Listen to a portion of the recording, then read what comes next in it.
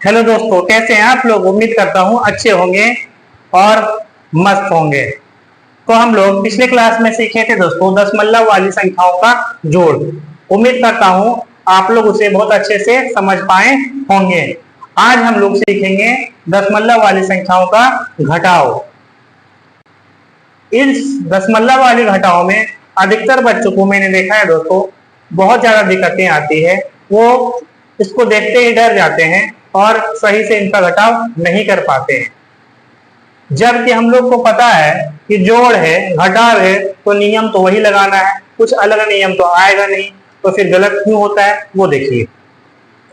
तो यहाँ पे दोस्तों हमारा 8.54 और 6 घटाना है 6.32।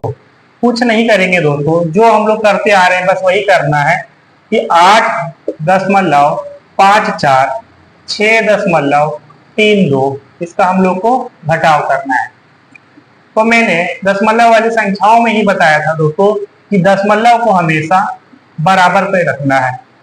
अगर यहाँ पे एक अंक के बाद दशमलव है तो यहाँ भी वही होना चाहिए दोस्तों। दशमलव के बाद संख्या हमेशा बराबर कर लेना, तो यहाँ तो बराबर पहले से ही दिया हुआ है। तो 4 में से 2 घटाएंगे तो 2, नॉर्मल घटाव में भी हम लोग यही काम करते हैं। 5 में से 3 घटाएंगे तो 2, माइनस दशमलव है दोस्तों तो दशमलव दीजिए। और 8 में से 6 घटाएंगे तो 2, तो यहाँ पे कितना आ गया मेरा 2.22। बहुत ही शानदार तरीके से, कुछ दिक्कत नहीं आने वाली है।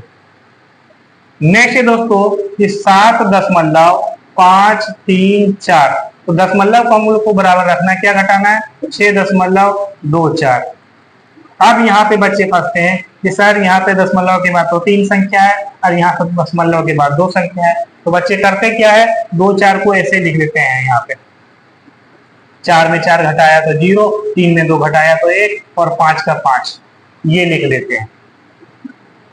जबकि ये हम लोग को नहीं करना है, इस गलती से बचना है। तो करेंगे क्या 6.24 है, दशमलव के बाद संख्या है तो दशमलव के बाद तुरंत लिखेंगे 2 4 है तो 2 4। इधर से हमको बराबर नहीं करना है, इधर से बराबर करके चलना है। अब यहाँ पे कुछ नहीं है तो अपने मन से हम लोग 0 लगा देंगे। 4 में 0 घटाएंगे तो 4, 3 में 4 नहीं घटेगा दोस्तों तो बगल से ले लेंगे 13, 13 में से 4 घटाएंगे तो 9। अब यहाँ 5 में से 1 इसको दिए तो 4 बचा, 4 में से 2 घटाएंगे तो 2। दशमलव है तो दशमलव दीजिए, 7 में 6 घटाएंगे तो 1, यानी कि 1.294 ये हो गया इसका आंसर, बहुत ही शानदार तरीके से।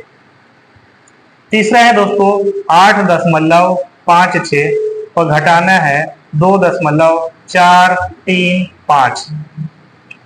तो इसमें तो 90% बच्चे गलती करते हैं।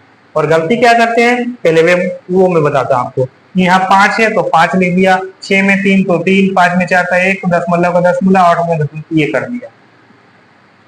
इस गलती से हम लोग को बचना है दोस्तों, ये गलती नहीं करनी है।